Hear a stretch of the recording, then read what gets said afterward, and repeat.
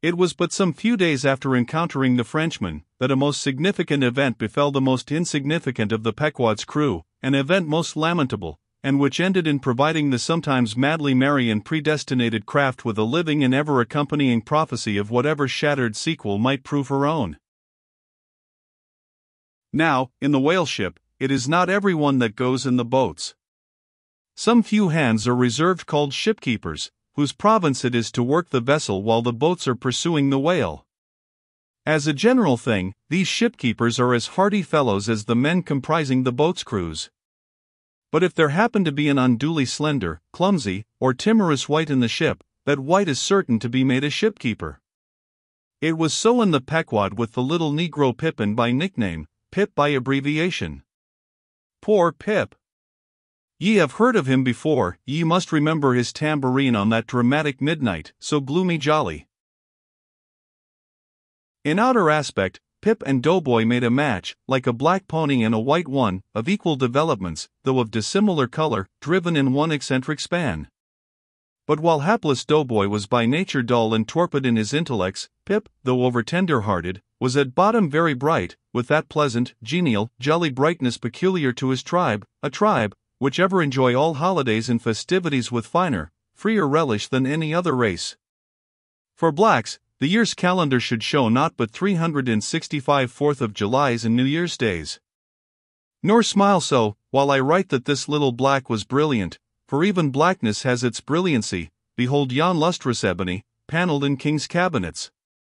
But Pip loved life, and all life's peaceable securities, so that the panic-striking business in which he had somehow unaccountably become entrapped, had most sadly blurred his brightness, though, as ere long will be seen, what was thus temporarily subdued in him, in the end was destined to be luridly illumined by strange wildfires, that fictitiously showed him off to 10 times the natural luster with which in his native Talon County in Connecticut, he had once enlivened many a fiddler.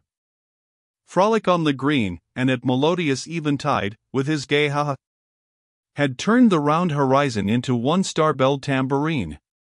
So, though in the clear air of day, suspended against a blue-veined neck, the pure-watered diamond drop will healthful glow, yet, when the cunning jeweler would show you the diamond in its most impressive luster, he lays it against a gloomy ground, and then lights it up, not by the sun, but by some unnatural gases. Then come out those fiery effulgences, infernally superb, then the evil blazing diamond, once the divinest symbol of the crystal skies, looks like some crown jewel stolen from the king of hell. But let us to the story.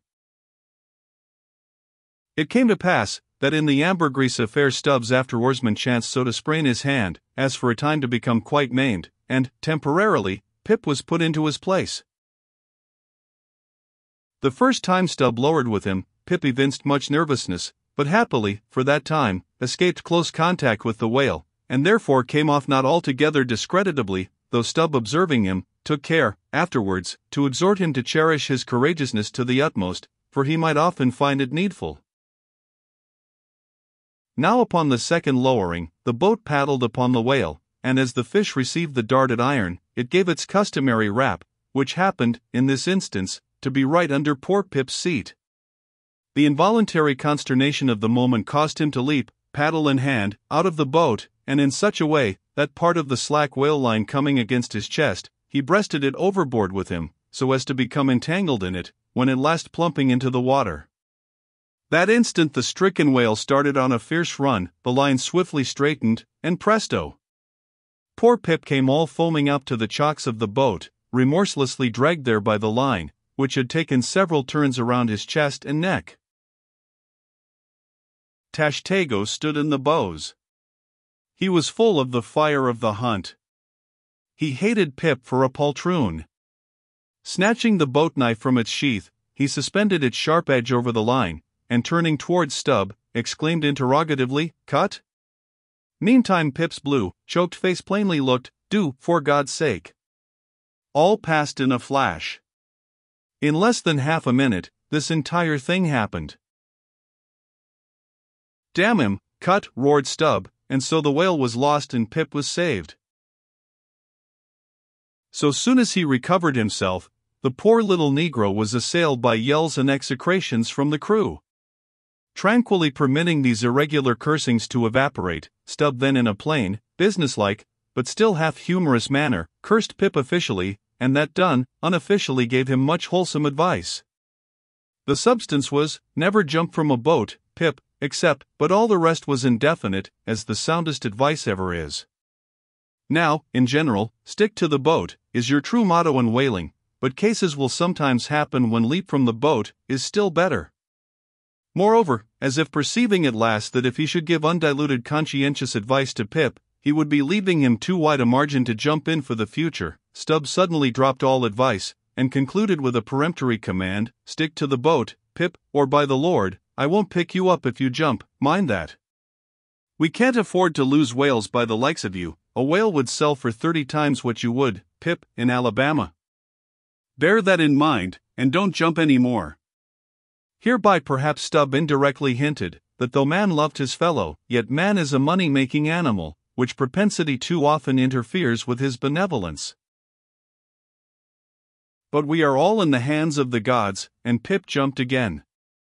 It was under very similar circumstances to the first performance, but this time he did not breast out the line, and hence, when the whale started to run, Pip was left behind on the sea, like a hurried traveler's trunk. Alas! Stubb was but too true to his word. It was a beautiful, bounteous blue day, the spangled sea calm and cool, and flatly stretching away, all round, to the horizon, like gold beater's skin hammered out to the extremest. Bobbing up and down in that sea, Pip's ebon head showed like a head of cloves. No boat knife was lifted when he fell so rapidly astern. Stubb's inexorable back was turned upon him, and the whale was winged. In 3 minutes, a whole mile of shoreless ocean was between Pip and Stubb. Out from the center of the sea, poor Pip turned his crisp, curling, black head to the sun, another lonely castaway, though the loftiest and the brightest. Now, in calm weather, to swim in the open ocean is as easy to the practiced swimmer as to ride in a spring carriage ashore. But the awful lonesomeness is intolerable. The intense concentration of self in the middle of such a heartless immensity, my God! Who can tell it? Mark how when sailors in a dead calm bathe in the open sea, mark how closely they hug their ship and only coast along her sides. But had Stubb really abandoned the poor little Negro to his fate? No, he did not mean to, at least.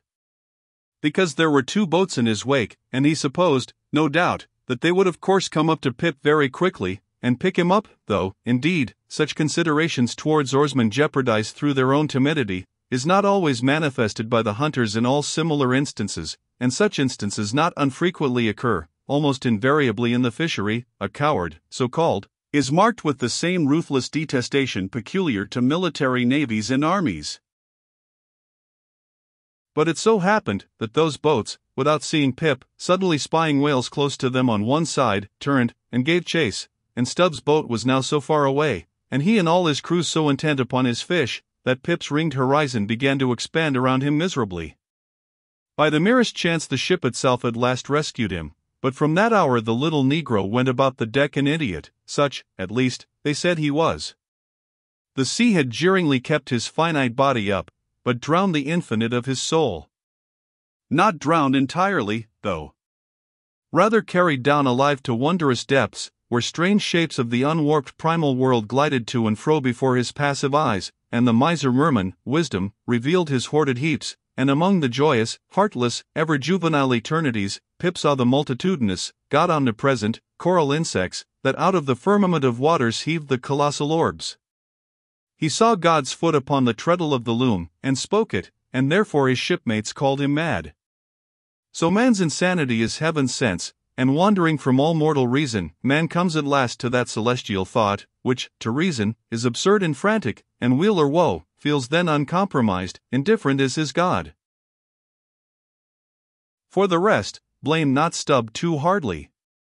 The thing is common in that fishery, and in the sequel of the narrative, it will then be seen what like abandonment befell myself.